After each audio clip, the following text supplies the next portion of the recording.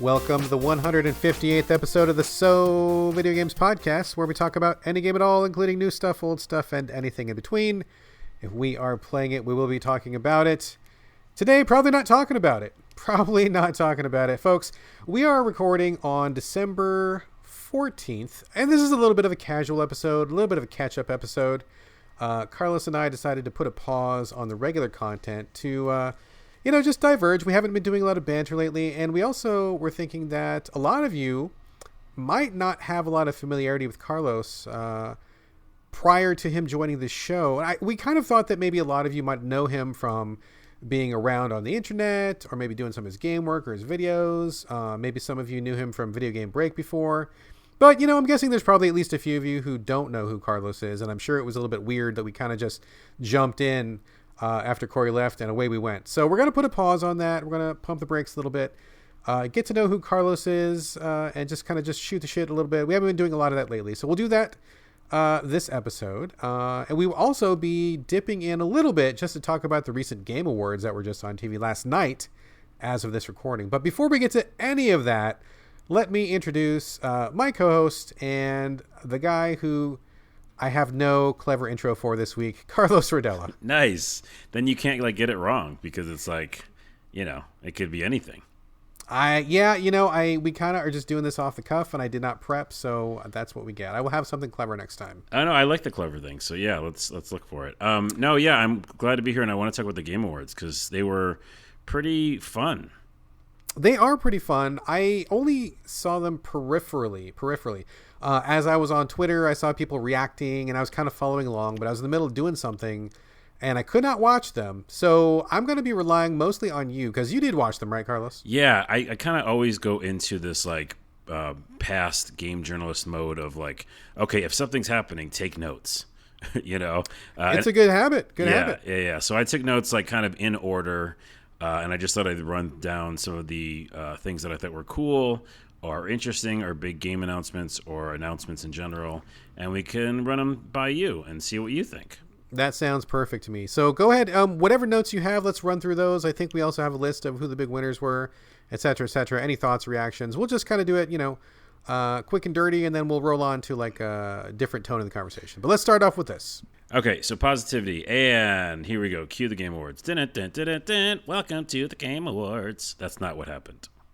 I thought that was a clip from the show. Yeah, that actually was a sample. Okay.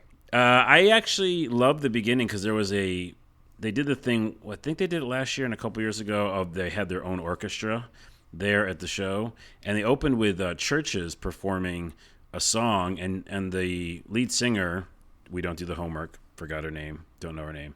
Is her name Church? She's Church from Churches, yes. She, Church, had the Death Stranding black oil on her eyes, and the song was beautiful, and it was really cool and epic, and I'm full of emotions right now for things we'll go into some other time. And it was really just kind of a cool, epic intro. So I love that early performance. And then Humankind got announced, which is a game like Civilization. And do you play many of the Civ games? Are you a sim guy? I'm actually not a sim guy. I don't play a lot of PC games, and I feel like a lot of those are on PC. And just that style of game where there's a lot of menus and a lot of things to balance, and working on economies and stuff. Nothing against it. It's just not my jam, not my speed. But you did like Frostpunk. I haven't played it yet. It's actually coming. Okay. It's actually coming from Gamefly. I got the notification today, so I'll be playing it soon. But I haven't really clicked with a lot of those, actually. Yeah. Well, it's interesting because I didn't know what it was, and it just looked like another Civilization game, but it was a new IP called Humankind. And then they put out a great trailer for No More Heroes 3, which we've been waiting for that for a while. Do you like the No More Heroes games? I think they're really incredible. I totally don't like them at all. I think they're trash. I don't like them. I think this might go poorly. This is going to be fine. This is going to be good. It's good that the listeners can get a good sense of who you are and who I am. Oh, I know. I'm going to say one thing, and you're going to say garbage fire, and I'm going to say another thing, and you're going to say I don't care for it. That's how it's going to go. I mean, maybe, but I've been on record for a long time as thinking that Suda51 is one of the most overrated dudes in games. Like, he has a great rep, and I really don't think he earns it by any stretch of the imagination. So I'm just not a fan of his at all. It's fine. I just thought the trailer was really interesting and unusual. I'm always connected to the unusual or weird. Listeners can get to know that about me. I definitely love anything that's weird. I will play the game based on its weirdness value, sometimes just that alone. Then, anyways, minus that, they talked about the Final Fantasy VII remake and showed a new trailer and said it's coming out in March, finally. Finally? God, it's been like, what, 1,400 years? 14,000. It's been 14,000, yeah. It was like we emerged from a cave and they're like, okay, the port's coming. Yeah, they said. It was weird because that was before Final Fantasy VII, the original. They knew they were going to port it before it was even done. Yeah. Fucking bizarre, those guys at Square Enix. So March is coming out, and that was kind of a good crowd-pleasing announcement. Are you going to jump into that? I don't think so. Weirdly enough, I love Final Fantasy, but I want Final Fantasy 16 because I played the shit out of 15 and very much loved it. I was like, it was my whole world. I really did not do anything else besides play that game. Wow. Yeah, we haven't talked about that on the show, but that was an epic game for me. Did not even plan on even really thinking it would be that big of a deal, but including the ending, which I can't talk about because I don't want to spoil it, but really love the ending. And yeah, I want the new game. I don't want to go backwards for this particular game. Right on. Well, I think it's interesting. I mean, I played 7 when it was new. I assume you've played through 7. Yeah. You must have. I mean, everybody in our age has played it. So, I mean, I thought it was okay back then. I mean, pretty, I like it less as the years go on. And now it's like, I mean, I kind of want to just go back to it to see what they've done with it. I kind of lost my taste for JRPGs, but this is a really big project. It's been coming for a long time. So if nothing else, like not approaching it as a fan, not approaching it as someone who consumes a lot of JRPGs, but just as someone who like remembers it from back in the day, I'm very curious to see what they've done with it now. And I'll definitely check it out because it looks beautiful, and they definitely are using parts of stuff they did in 15, right, when it comes to engine and combat and stuff. So yeah, I do like that universe. I'll try it. I'm just not like super psyched on it. I hear you. I'd rather have 16. Then we have Xbox Series X announcement. Oh man, that was nuts, dude. I saw the memes come flying out of that. Like a lot of people were showing the new Xbox. So is it the Xbox? What is the official title? Because it's already confusing. It's Xbox X, which I know is what everybody calls it now, but Xbox Series X.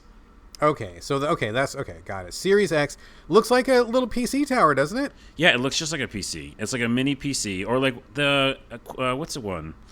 Apple made one. It was like a Mac that was like a cube sort of a cube thing. tower like that. Yeah. Yeah. So it's like a little rectangle tower. I mean, honestly, like maybe this is a hot take. I don't know. Maybe this will cause some controversy, but like I think it actually looks better than what the Xbox looks like now. I'm like, okay, that's an improvement, I think. So at least that's a step in the right direction. Yeah, the Xbox One X is like massive. Just I don't know. I don't really like the design either. So this is, I guess, in quotes, sleeker. But here's my biggest question for you. The announcement happens, and I was a little surprised. Didn't really expect that at the Game Awards. But then I was like, wait, but what is it? Is this Xbox Scarlet? Is this what they were talking about? I believe this is the Scarlet. I think that's what they were saying, that this is what we can expect in Christmas of 2020. This will be their new flagship. I'm pretty sure. Yeah, because they did say 2020 holiday, so that makes sense. But then I've heard through the grapevine so many different new SKUs are coming for Xbox, like a version that's just digital, right? And I heard that too. And so and even though Phil came out, I was confused on what they were showing me, and they didn't really talk about it in any real sense. So cool, I guess, but it really didn't shock me in a big way. I mean, I heard the controller has a better design, which is great. The current Xbox One controller is okay. It's not my favorite, but it's definitely better than when you had like the original Xbox controller. I don't think it's as good as the 360's controller. So I'm looking forward to a redesigned controller. Honestly, I just straight up think it looks better because I think the Xbox One has always looked like garbage. I have the original OG model, and it's so fucking big, dude. I have it sitting on a box because it doesn't fit anywhere. You can kill a man with that. You can literally kill a man with that. It doesn't fit inside my entertainment center. It doesn't fit anywhere. And so I have it on a box next to my TV because I have my box on a box because I can't fucking fit it anywhere. Yeah. And I mean, I got to say, even though Xbox has really turned around. Like, I really feel like they're heading in the right direction right now after completely screwing the pooch at the launch of the Xbox One. If past history trends are to be believed, they're going to be the generation's leader next time around, because whoever's in first place inevitably fucks themselves over and like drops to second place. So 360 was way ahead of the PS3. Xbox One's fucked themselves over. PS4 like pulled miles ahead, and now that PS4 is acting all kind of like full of themselves, it's time for Xbox to pull back ahead. So I'm guessing that the Xbox will be the main jam for a while. I mean, how did they not see that though coming? It's Xbox. Come on, it's right there. I know, right? I know, seriously. So, of course I'll buy it anyhow. Like, it's so funny how so much controversy and questions come up, and what side are you on? If you like video games and experiences, I just buy everything. So it's like silly. Like, that's just my take. So, of course, I'll get it, and, I'll check out the games on it, but I don't really have, like, super high hopes right now, besides the Game Pass, which does look really cool. So I might get the Game Pass later on. Yeah, Game Pass has been good. I'll get it too, just because I'm the editor of a website. I need to be able to play everything, so I'll get it for sure. But we'll see how it goes. Moving on, a very interesting surprise for me, and I was very excited about to see it, was the trailer for Hellblade 2. Dude, what a surprise! I don't think anybody in the world thought that game was going to get a sequel. No way. I mean, it really was a self-contained unit, like a really interesting story and take on mental issues and stability and kind of living through that world with someone experiencing that stuff. And that felt like, again, a standalone thing. But the graphics and the idea that they just showed in the couple minutes of the trailer, I was like, I'll go back to that. I was just very surprised to hear that was even a thing. So I don't know what to expect. Of course I'll play it at some point. But very, very surprised by that. I totally agree with you on that. Super surprised, and I'm in, because obviously that first game, you liked it, I'm sure. I did not play it for very long. I got to come back to it. I didn't finish it. Oh, I definitely finished it. It's one of those ones where it is definitely that you need to finish it so you understand the full arc of it kind of game. Yeah, I put it on hold because I was too busy to focus on it, and I felt like I wasn't giving it my full attention, which I felt like was a disservice to the game. So I got to come back to it when I get some time. Yeah, with headphones. It has to be headphones, or doesn't. See that? Okay, so just this tangent. Like as game critics, I'm sure Carlos, we rep for accessibility. We have a large contingent of people who read our reviews who are either deaf or hard of hearing. And a lot of people have said that if you can't hear that game, it's just not even remotely the same experience. And I didn't have headphones at the time, was not playing with headphones. And I got to say, I kind of resent that, like, you need to have headphones in order to, like, get the full experience out of it. Just me personally, like, people can make whatever game they want to make. I'm not trying to censor anybody. But I just was like, I don't want to have headphones on. I don't want to play it like that. And it's weird to me that they focus so much on the audio that there's no other way they can portray those same effects through visuals or through game design. Well, I'll say this. I think they do portray it through visual, and a lot of it is told through visual. It's just that I know, because I watch a lot of the developer diaries, that they really wanted to have the voices inside your head. And it's like difficult to do that in too many ways, right? Because they really wanted to put the person in the shoes of what people are experiencing when they feel these kind of episodes. So it's tricky, but I would say this. I don't think it hurts it fully, because there's so many visual cues and stunning moments in that I think you can get a lot out of it from just that. I'll have to go back to it, but like literally everybody on Twitter was like, "Oh, you're missing the whole. Don't even play it if you don't have headphones on." And I'm like, "Okay, well, I guess I'm just gonna play it then." So, okay, whatever. You should try it. Go back. I'll come back to it. I'll come back to it. Godfall got announced, which is a brand new IP for the PS5. So it was one of the first and maybe only games at the show that said they were coming out for PlayStation 5, and it looks cool. Nothing much to say about that. Wasn't that from the Borderlands people? Maybe. Gearbox? I feel like that's a Gearbox game. Yeah, that sounds right. I didn't do research on that. I don't do either, but I just remember people talking about it, and I don't think I like any games that Gearbox makes, so I don't think I'm excited. Well, it looks cool, and also PS5, so I was interested. PS5, sure. Bravely Default 2, that's a very good RPG. Right? Wasn't it? Didn't play it. Didn't play it. I hear it's a very good RPG. I don't think... did I play it? I might have played it for a second, but it was on 3DS, I want to say, right? I believe it was, and I think it's also now on the Switch as well. Okay. Yeah, I think I played it for a second. I liked its mechanics, but I never really got into it. But all my friends rave about it, so they announced the second game for that. I think was really cool is throughout the whole show they did these little stories about game dev and indie game dev and different kind of situations where people are in different locations and games about women and games in different countries. Did you see some of that stuff? I thought that was pretty cool. No. I just picked up little bits and blurbs from Twitter. I did not actually have time to sit down and watch the whole thing. Okay. Yeah, it was just cool to put those throughout the whole show. And I just put a note down just to talk about how I like that. I mean, any sort of little mini diary or just kind of talking about how games are made and, like you said, accessibility or people making games in different countries and different, religions and ethnicities and, women making games, which was one of them. And one little clip was about a guy suffering with depression and that kind of like his escape into making a game about depression. Those are great. Like, just more of those, please. So I hope they continue that trend for the next show. Right on. I mean, you can probably relate even more than most because you actually are working on a game. I am working on a game, and we'll maybe talk about it at the end of the show.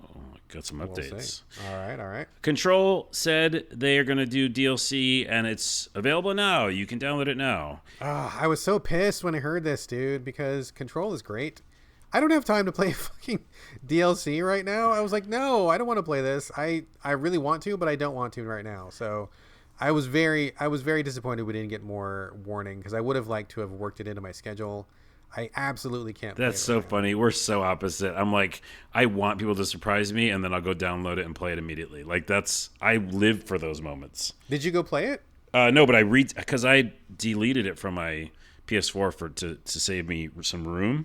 Oh, okay. Yeah. Sure. And so as soon as they announced that, I went and re-downloaded it. So I might actually try it tonight because I had not gotten to it because of something I'll tell you about at the end of this note section here. I started another game, so I couldn't get to it. But yes, I was excited. Immediately re-downloaded Control, a beautiful game, and I wanted to see what they have. By the way, it's not a campaign. It's just more like challenges. Oh, really? I thought it was like a little side story or something. Is it not a side story? I think it's just challenges. Some sort of like, yeah. I think the real DLC comes out later. I will skip that then. I don't go in for challenges, but I thought it was a story piece, and I really want to see. It feels like they're going to set up for an epilogue DLC, and I thought that was it. But if that's not it, then I'll wait. I don't think it is, but it's also not just like challenges within the same world. I think it's like you go to a new section. I didn't do any research. We don't do that here on the show. Prologue was announced, the new IP.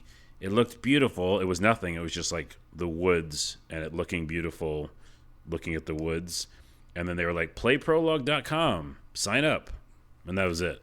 And this is the guy that made PUBG, right? So I've heard that this is a total departure from anything that you can expect if you think this is going to be like PUBG Part 2. I've heard it's totally not related, not the same. Don't expect a battle royale, anything like that. This is just like this guy, player unknown or whatever, setting off to do something totally else. That's cool, and I'm into it. I mean, I'm into anything new from that game developer, just in anybody in general. But I like the fact that it looked like just hyper realistic. And fuck, I don't know what this is. I don't think anybody knows what it is. I'm starting to trying to prove like why I like this. I'm like, I don't know. I can't tell you why I like this. You can just you enjoy the mystery of it. I like the mystery of it. That's exactly what I meant to say. There you go. So if you want to check out the mystery, it's playprologue.com, and you can sign up like I did for I don't know what. Something. Sign up for something. Fortnite made a big appearance a couple different times of the night, and one of them was for Star Wars.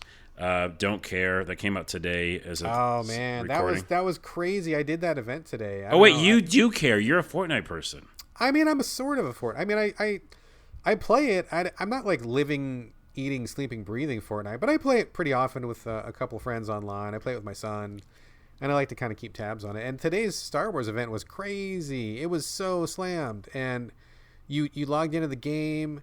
The Millennium Falcon had this battle with TIE fighters in the middle of the battlefield, and then it landed, and like J.J. Abrams and Jeff Keighley came out of the Millennium Falcon, and they talked to the people in the crowd. They showed a clip from the movie that was a brand new clip from the movie, and then at the end you got to choose what color of lightsaber you wanted to use for the upcoming Star Wars challenges. Thought that was pretty cool, and everybody got a free TIE fighter at the end of it. I thought that was awesome. So it was very cool. First time they've ever done something like that with people like talking interactively with the crowd. And I mean, it was nuts. Like the servers were fucking dying. It took me forever to get logged in, and there was all sorts of lag and stuff. Apparently, this is like their biggest turnout event ever. So they're doing all sorts of neat crowd interaction stuff over at Fortnite. I like what they're doing. Well, that's what he talked about in the Game Awards. He talked about creating a metaverse, is what he called it. And he's like, let's we really want to make Fortnite this place where anything can exist in it. Which, by the way, it just prints them money. Because if they create this like place where it is essentially Second Life, right? But for every single brand ever, and they already have a user base of like a gazillion people. Yeah, I mean, you can fit anything in because anything goes. It's all. I mean, number one, nobody really gives a shit about the story anyway. But it's just like, multi-dimensional. Anything can pop up, and so they've had Stranger Things, they had John Wick, they've had Star Wars, they've had the Avengers. I mean, they can fit anything in there, and it goes right along with the rest of it. So I think that is real smart design on their part. Yeah, it's crazy. I mean, how do you beat that? You know what I mean? Even if you're building a new sort of Royale type game or whatever, but these people already have like access to any sort of new IP, and they could just bring it into the world. So, I mean, if you're big enough to get a Star Wars exclusive, and the fucking director of the film shows up to be in your game, no one else can step to that. I'm just sorry, you're just not going to do that. So they're in a league of their own. They are, and I do like that idea, though. I really do like the idea of bringing the real world stuff in, because again, I remember that from the Second Life days and all those kind of virtual world games they made, where you would go in and like watch a weird like 2D screen, it would turn on, and all of a sudden like a video would be playing. Do you remember all that stuff? A very little bit. I did not dip into that very much at all because I've never been much of a PC guy, but I did kind of keep tabs on it. So I know what you mean. I've seen some of that stuff. Yeah, it was a weird thing. Actually, there was this really cool thing that never got caught on, which was like you put your desktop in a 3D world on your PC. And so you like all your stuff would like your computer screen and stuff like that would be like a mural on the wall. Anyways, I won't go into that. That was a really weird time for me. I got high this one time, and then I thought about this stuff. It was real. It was real. It was a 3D world. Sure it was real? Yeah, yeah. Okay. And my computer and my world was inside it. Anyways. Oh, anyway. Someone listening, tell me what I'm talking about. They probably already know. The Muppets were at the Game Awards show, and normally that could be really stupid and corny, but it wasn't because they joked about the Goose Game, Untitled Goose Game, and then the goose showed up. And it was Beaker and the scientist guy, whatever. Bunsen Honeydew? Yeah. And they were like just messing around, and Beaker, of course, was freaking out and trying to like wrestle the goose. And I was laughing. I was like, fuck, man, the Muppets are funny. Like I kind of miss like old school Muppets. I grew up with that show.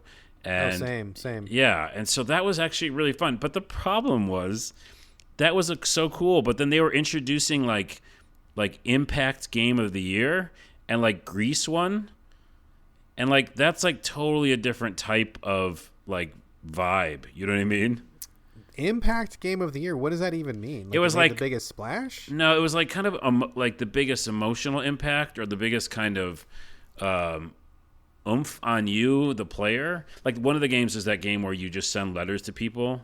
I forget the name of it. Oh, yeah, I know what you're talking about. I haven't played it, but I know the game you're talking about. Right, so yeah. there's that one, and there was Grease, which is like this just beautiful thing to look at.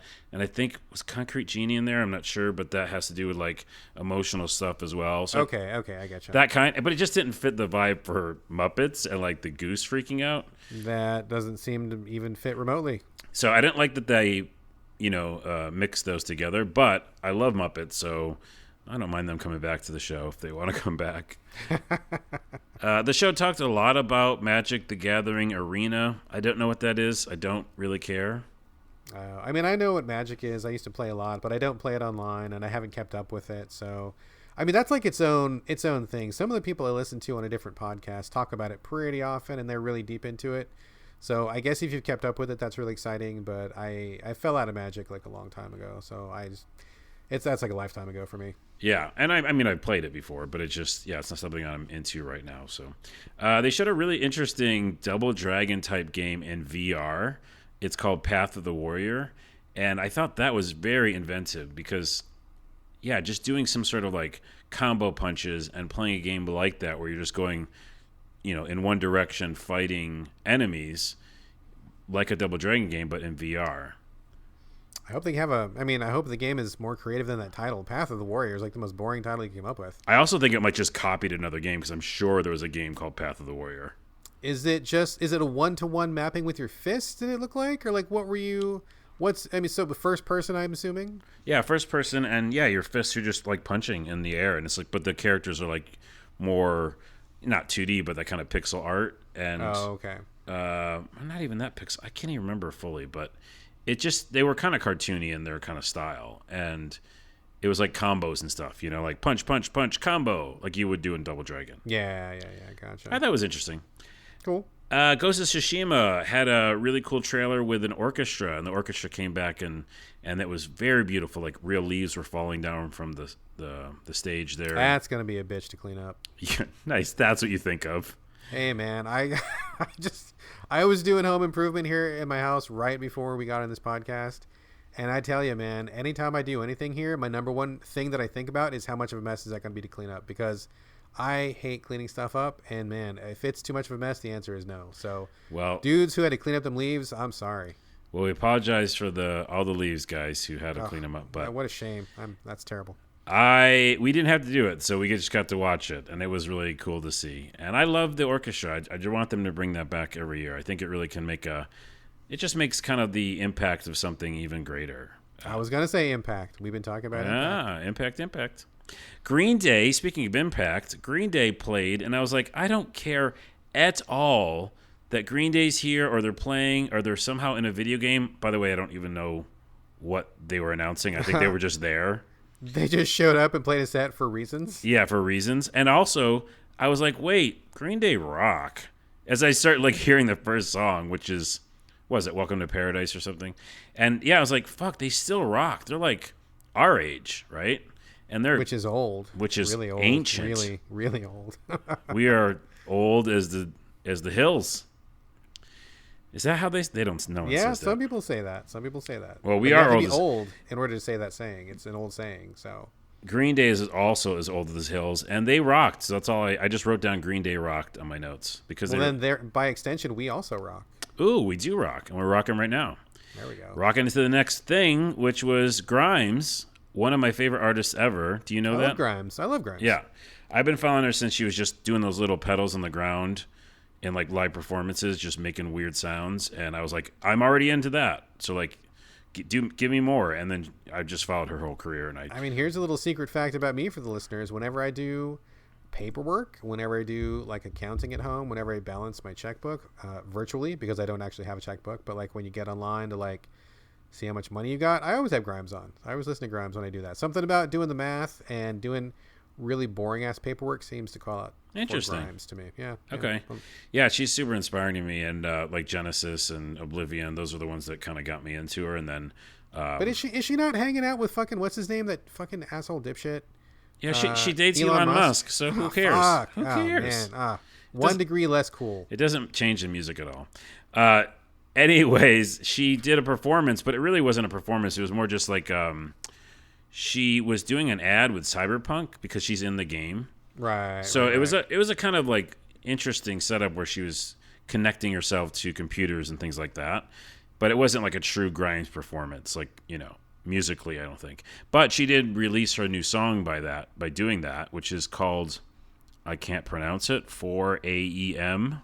or something. And I guess it's just 4 a.m. with an E in it. And it's a very interesting, different sound. And I've been liking all of her new music. So it was just cool to see her, even for a second. And she's going to be in Cyberpunk, which makes the game even cooler. I cannot even fucking wait. Super excited. But just to get back to this thing for a second, isn't Elon Musk way older than Grimes? Oh, jeez. I mean, he's an asshole. I can't stand Elon Musk. But she seems a lot younger than him. Is there something? There's an age difference. If you call age difference nefarious, people. I mean, I realize she's legal, but it seems that he is way older. I mean, I could be wrong, but you look at that guy, and you look at her, and I'm like, I don't think you should be dating her, dude. Well, we could do the math later and figure it out if that'll make you feel better. All right. It might make me feel worse. It'll probably make you feel worse. Also, who cares? I mean, I kind of. I thought we're a yes and here. We accept everything, whatever you want to do. Elon Musk is an asshole. I take every chance I get to. No. You know, can't we? What's it called? There's an age difference, and people like get into that. It's like I don't know. Is that a fetish? You mean? Yeah, there's a thing. Maybe it's like a May December sort of a thing. Wait, May December? Yeah, it's like when you have like one person's a lot older than the other one's like a May December romance. I've never heard the word you're saying. You've never heard that? Oh No. yeah. Look it up. That's a May to what? Like May and then / December, because like one is like real late in the year, so that's the older person. And May is pretty early in the year, a lot not too early. But that means they're pretty close in age. That doesn't make any sense at all. There's several months apart from May and December. There's like many months apart. Months, but not years. Well, it's just the concept. I mean, look it up. Google it. I don't. Wikipedia. I don't want to. I don't want to. I don't like it at all. Okay, moving on. Reggie was there, and they kept they kept like teasing that Reggie's coming up next. Reggie's coming up. I was like, I mean, he's a nice guy. He seems nice, but it wasn't that big of a deal. He just announced the Indie Game Award. But what was interesting is he said the Indie Game Award is the most important award of this entire show. And I was like, cool. I like that statement. Okay, good emphasis. And he was saying that basically everybody who's working on Fortnite or any of these big games or Nintendo, whatever, they all started here. Everybody did. So there is no more important place to start and no more important award than the Indie Game Award. And I was like, Reggie, good on you. All right, feeling the vibe. Yeah. I don't remember who won. Moving What a jerk. What a fucking jerk. That is actually the truth, and I had to look it up. Are you serious? Oh, okay. Well, you got to look it up now. I know. I will. I'll do it. I'll put it together. Oh, my God. That was the biggest left turn you have pulled on this show so far. And I love indie games. It was just, I saw the joke there, and I had to go for the joke. Wow. Okay. Disco Elysium won. Oh, yeah. I've heard that's amazing. Haven't played. It's coming to PS4 next year. And I will 1,000,000% play it on PS4, but everybody I've talked to said that game is phenomenal. Yep. I saw it at PAX, I don't know, many years ago, and they had a little booth, and I was like, this art's amazing. What is this game? And I have like a little postcard that I think only like 50 or 60 people have. And anyways, I'm going to play it. I have been putting it off because of, burps and reasons. And yeah, now we got to put the explicit sticker on this podcast. Come on, dude. We've already swore. What are you talking about? I mean, bodily functions takes it to a whole new level. Oh, that's true. We're talking about ageism, bodily functions. May December romance. Okay. I swear it's a real phrase, dude. It's real. I don't even believe you. Reggie saying that was cool. Disco Elysium winning is cool. We'll go through the rest of the winners right at the end of this. I only have a few more notes. A few more notes is League of Legends announced new games. I don't care too much. Don't care at all? But one was a single-player game, which is interesting. Okay. Endless World, my game, the one we talked about in last episode, got 2 trailers during the Game Awards. What? Are you kidding me? What? How? What? And how? Wait a minute. Are you talking about the clicker? Yeah, my game. I was like... The clicker, the idle game you talked about last episode, had 2 trailers. Yes, it got 2 fucking trailers in the How whole in Game the Awards. World's that even that's not even possible. It's probably Carl's you want to trust in my judgment, okay? Basically, I'm foretelling the future, and people should just listen sometimes. That's all I'm saying. That blows me away, dude. It blew me away, too. I just yelled at the screen. I was like, that's my game! Also, it reminded me that I didn't tell you last time that you turned into a werewolf in that game. That's like the best part, and you left it out. I know. And it was in the trailer, and I was like, oh, yeah, I forgot to tell Brad you turned into a werewolf. Lycanthropy should always be the first item on your list, dude. It will be now. And second on my list is May to December. May, December romance. Yeah. That's right. They did Tweet of the Year, which is interesting. No one really seemed to care, and they did it, and no one clapped and whatever. But what was the Tweet of the Year? It was that one where Mario's jumping through all those like crazy fireball things in that weird Mario Maker level.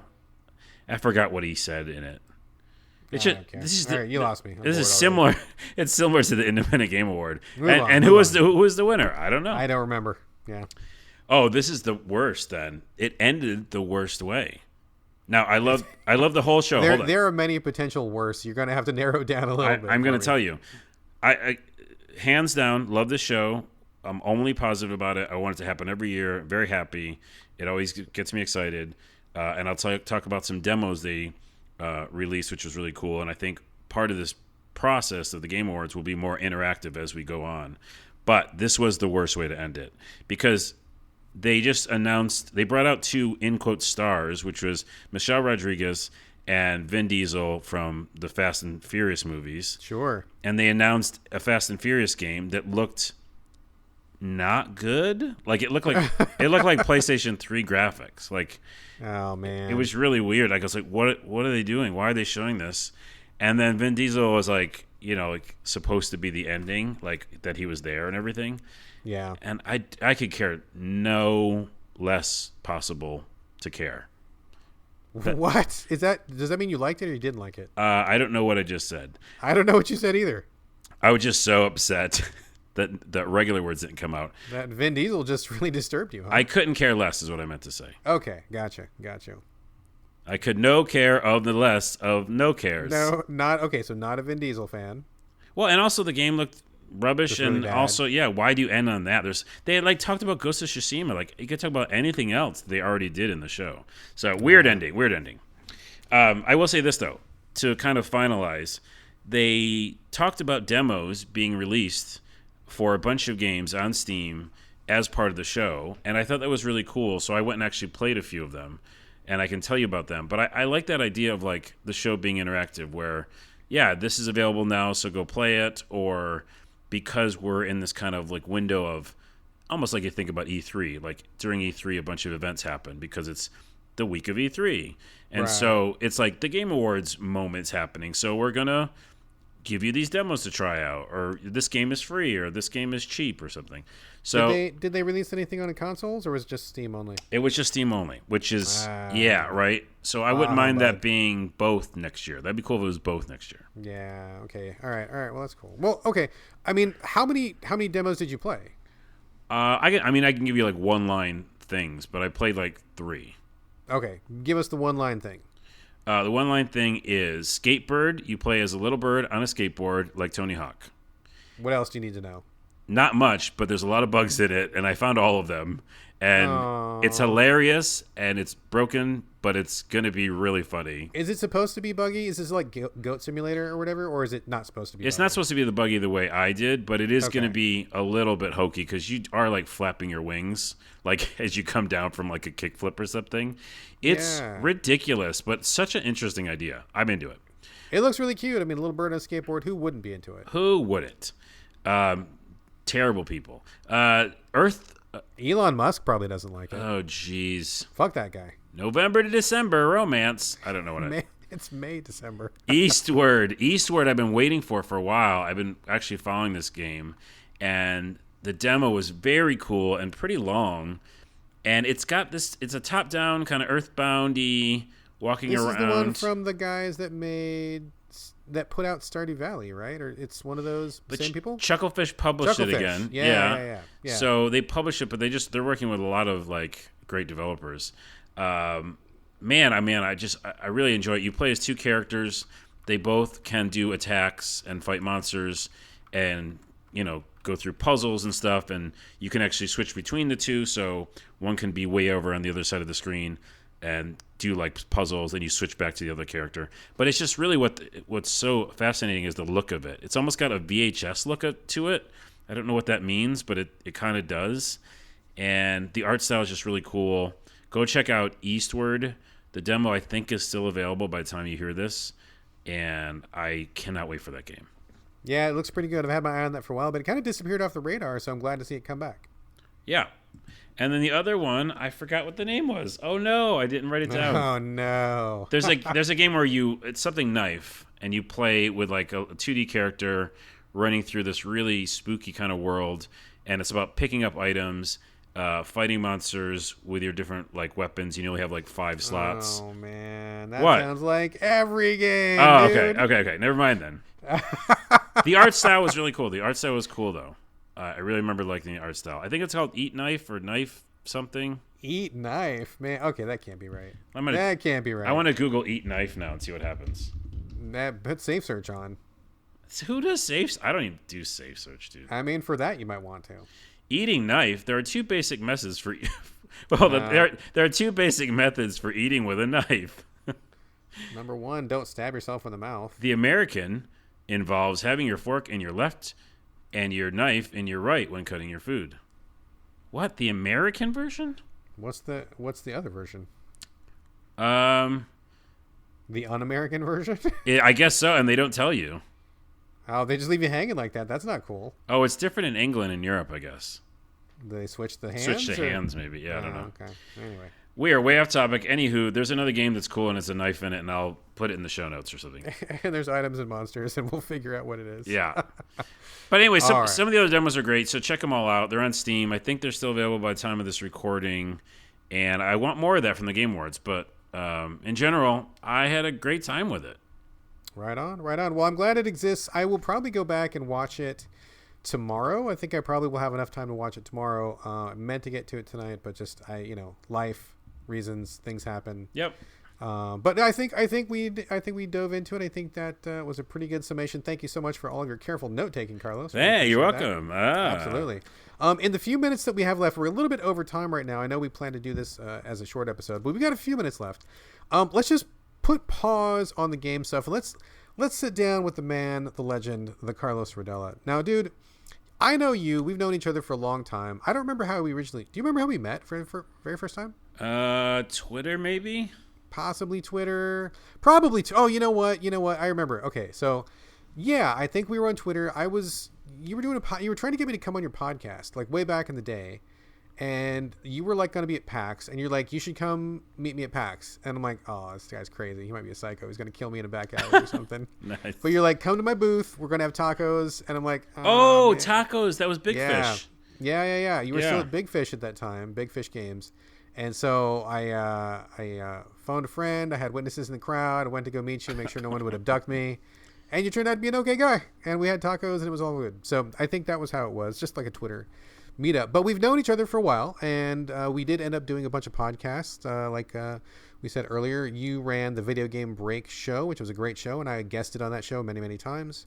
And then you moved on. You did some other stuff. You do lots of video stuff. You do tons of podcasts. You do lots of editing and everything. So I guess, Carlos, with that in mind, tell us who you are, what you're about, what's your background, what do you like? Just what do you think people would like to know about you if they don't know you from any of your past endeavors? Well, my blood type is AB. I'm a Libra. No, I don't know what my blood type is. No, I think what's interesting is you met me in 2014, essentially. 2014, 2015, when I came back to Seattle. I had been in San Francisco for 6 years before that. That's right, yeah. So my real, in quotes, career got started in San Francisco, which is about 2009. Like, before that, I worked at Amazon.com for a bunch of years, maybe like 5.5. And it wasn't the Amazon that it is today. It was just a small company.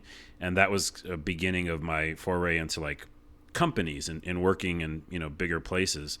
But then at some point, I did music for a while and just like did tours, and I loved being in bands and stuff like that. And I was kind of lost, and you just get kind of lost in life. And I found all these great shows on the internet. The Totally Rad Show, Jeff Kanata, who I got to meet at some point, and a ton of stuff that was beyond Revision 3, which is a really great channel for videos. And while in Seattle and kind of doing music, I decided to go down to San Francisco because that's where everybody was making the videos. So that's really where I got started, because before anything, Video Game Break and us and all the stuff I did here with Big Fish, I basically made thousands of videos. I think it is like in the thousands in San Francisco with a bunch of different companies. So the first one was called Mevio, and some of your listeners might remember that company, but we did everything, right? We were like a TV network for video. And the very beginning of this kind of phase of it happening, like early YouTube. And Revision 3 was a company that did something similar, where they were making just tons of entertainment, documentary stuff, comedy, music, and we were doing the same thing. And our company, by the way, was co-owned by, what the fuck? Oh my goodness. Adam Curry. Oh, from MTV? Yeah, from MTV. Yeah. Wow, that's a deep cut. I don't know if anybody listening to the show even knows who that is, but he Well, was a VJ on MTV back in the day when all they did was show videos, which they is not even a thing anymore. yeah, but they will know him because he's also part of the No Agenda podcast, and I know that's still going. So I think there's a lot of people who listen to that podcast. Okay. He was actually the beginning. He was one of the first few people to make podcasts ever, like ever. Yeah, you can look it up. Like, he calls himself the father of the podcast, which I would always like give him shit for, because I was like, okay, calm down, dude. But he did really do some of the first stuff. And our network that we were on was called Podbean, and it was one of the first podcast networks ever. So yeah, I remember Podbean. yeah, so our company basically was like born out of Podbean. And so I did that for a long time, maybe a couple years, 2-3 years. And we, again, did everything you could think of. And that's where I really got into doing more of these shows, where I would go to all the different tech shows or video game shows. And then I worked for GameSpot. And that was a really big thing for me because I got to go cover everything you could think of and interview people like Snoop Dogg and Adam West and, just kind of like celebrities, as well as tons of coverage of shows. And then I did my own show called Screen Terror, which was probably my most successful show so far. And yeah, San Francisco was where I really came into the idea of doing video, working with video games, doing social media stuff, and kind of putting them all together to become what I am now, which is essentially I make videos, I do editing, I do podcasting, and I do social media. That is quite a history in and out of the industry. That is a lot of hats you wore to get to where you are now. I didn't even tell you about all the hats either. Literally, That's just some of the hats. Yeah. Well, okay, so that's a pretty good little taste of where you are or where you were in terms of like work and stuff. But let's talk about the man. Let's talk about Carlos when he's not at work. Right. So I guess this is a games podcast. Like, what do you like? As far as like what kind of games do you like to play? What are your favorite games? Give us some games that say something about Carlos. Oh yeah, I was gonna say this because I thought of this today. The reason why I haven't started Control is because I started Star Ocean First Departure R, which is the remake of Star Ocean, the very first Star Ocean. And why I started that game up is it's what I really love. I love just playing an RPG that's no nonsense, that's about leveling up, and just I know that next sword's going to be a little stronger, right? I know that if I get to the next experience level, I'll be able to get these other skills. I'll mainly do melee. So my happy place is melee RPG. Like if I have a two-handed sword and I can level that up and I can level up my skills and my strength can go to 100, that's Carlos's happy place when it comes to video games. So if that is your favorite happy place, your favorite genre, what are like the tops of that genre for you? Like what are some of your all-time favorites? This doesn't have to be a definitive list. I'm not going to hold you to this, but like just off the top of your head, like what are some games that you have loved that if people know those games, they will get a better picture of you? Well, I talk about it almost every podcast, I feel like, or relate games to it, but Earthbound, and that is, not in that same sense of traditional RPG, but it's just because it's wacky, and I like weird, wacky games. Earthbound's a perfect example. I think it's one of my favorite games of all time. RPG-wise, though, it can extend outside of like traditional turn-based combat. I do like the action-oriented combat too, as long as I can do melee. So like Witcher 3, Skyrim, right? Those games I spent 300, 400 hours in or something crazy. So I'm a big fan of those. Turn-based old-school RPGs, I mean, we could just go through the list, right? Like anything that's like a Chrono Trigger, anything that's like slightly action RPG or turn-based RPG that's really basic and I can do melee, that's what I like. And then there's so many I could list. But well, let me ask you this then. You've brought it up a few times so far. Why the fixation on melee? What is it about melee that you like? Or maybe what is it about magic and or guns that you don't like? Or why is it that you're such a melee guy? It's interesting because in the game that we're working on now at work, Scavengers, I always play melee. And people are like, why is he never does anything else besides that? And I can shoot. I'm an okay, shooting type game person. But I like the tactileness of it. I also like never being out of ammo. man, do I hate that idea of like not being able to attack. I just hate that idea of reloading and ammo altogether. I just like, it's almost like, I think it's probably just because it's inherently in me. I'm Native American. If I had to like go fight monsters or, an evil bad guy or something, I would want just something in my hand and be able to take him out. I like melee. I think I personally like it, and I don't think I explained why I like it just now. Well, that's kind of interesting because I kind of am on the same page. I don't always choose a melee character, but in a game, if I ever play like a medieval type game or like a Dark Souls type of game or something, I usually stay away from magic because for that exact same reason of like, I don't want to have to rely on a magic spell and then all of a sudden I'm like out of magic points or I'm out of mana or something like that. So I always, you always have like a sword nearby, and unless it's one of those games where the sword degrades over time, you're usually, you're good to go no matter what. So that's interesting that you have that fear of like running out of ammo. I share that same fear, so I kind of feel you on that point. Yeah, and I think that in general, like, I grew up with D&D as well, and I always early on created a character with a sword, and it was kind of par for the course. And a lot of the PC games I played back then, like Pools of Radiance and these it was all this advanced Dungeons & Dragons PC games. They called them the gold boxes.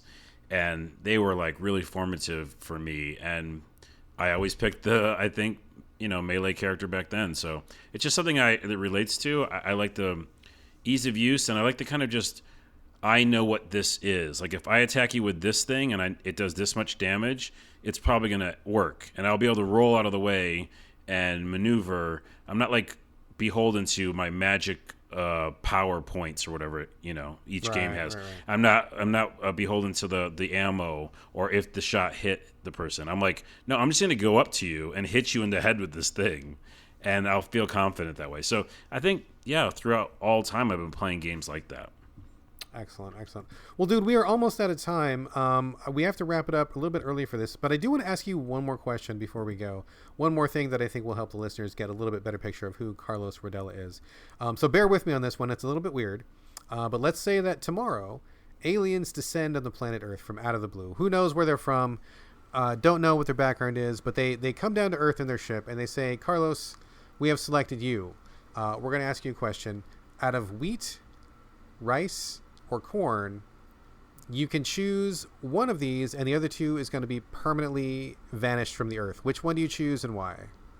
Wait, are they nice aliens? Why are they? They're doing not threatening this? you; they're just threatening the crops. So you got to pick between wheat, rice, and corn. One can stay, two got to go forever. Is this some sort of psychological test? You tell me. No, I think it is. That's what. Did you flip the turtle over in the desert? Why didn't you? Yeah, I think you're trying to get inside the brain all here. Okay, well, I think that's easy. Okay. And I can tell you why. It's probably not brown rice, right? It's just like it's like all rice, and that includes like things that are made with rice, and like like all corn and things that are made with corn. So like think about your one of those grains, and all like corn chips come from corn, and like rice cakes come from rice and stuff. So like think about that, like anything you can make with rice, corn, or wheat. Two of those things got to go. One can stay. What stays? Yeah, I think I got to keep wheat. You got to keep wheat? Okay, wow. Why'd you pick wheat? Well, because it's whole grain wheat, right? Whole grain wheat is part of it, right? So that's really good for you, and it's actually good for me right now. I've been trying to eat a lot more of it. There's carbs, and there's a whole thing to think about with that. But people don't process corn very well. All right. Okay. It's a fact, and there's too many things in this country that are made with corn and corn products, and also if you poop, sometimes there's still corn in there. So I'm bringing it there because you asked. Again with the explicit tag. Okay, double explicit this time. There's burbs. There's talks about corn in your poop. It's just true. And also there's just too much corn, I think, in our diet. So corn's out. Okay, corn is out. And rice, it's a close one because I really do like brown rice and white rice and all the rice derivatives. But I know that wheat can be healthier for you if it's the right type of wheat. So, and there's so much you can make with wheat. It's got to be wheat. Interesting. I have asked that question of many people, and I think, honestly, you were the first person that has ever said wheat, which is really, really fascinating. Ding, ding, ding, ding, ding, ding. What does that mean? Ding, ding. It means you like wheat. Oh, you had no ulterior motive for that question? No, just straight up question. Just want to know what you would pick. I'm sure the listeners are just fascinated.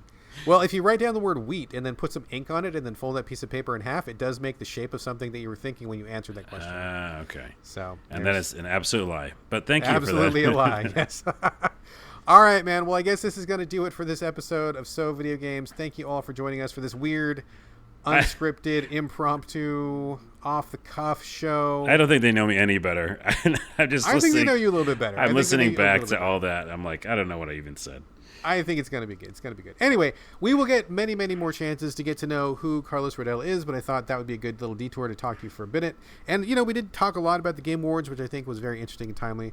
Next week, dear listeners, we're going to be back to our usual schedule. We'll have a slew of games to talk about, and we will deliver the goods as we normally do. But for now, you know the deal. You can reach us, whatever, you know where to guess. SoVideoGamesPodcast@gmail.com.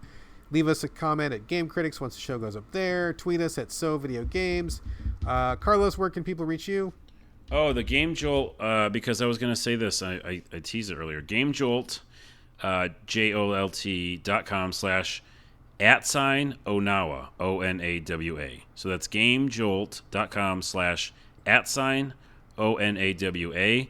I'm going to start putting updates to the game I'm working on, which is what I alluded to earlier. Okay. On the page, because they let you do like little posts and like screenshots and stuff like that. And so I'm also going to embed little YouTube videos coming up soon of like me, like, knocking my head against things I can't get done, and like little dev diaries of the creation process of this 2D game. Excellent. So there you go, folks. If you want to see a whole new aspect of Carlos that we don't get to cover on the show very much, go check him out over at Game Jolt. I'm sure that'll be interesting. You've already made a couple games, so I'm curious to see how you grow and change as a developer. I'm sure we can talk about that more. Yeah, it's gonna be fun. Excellent. As for me, you can always hit me up at the same places, Twitter and Instagram, mostly Twitter. It's my name, BradGallaway, all A's, no O's.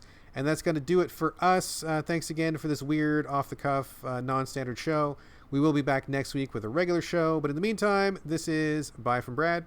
And a beep, boop from Carlos. Because it's robot speak.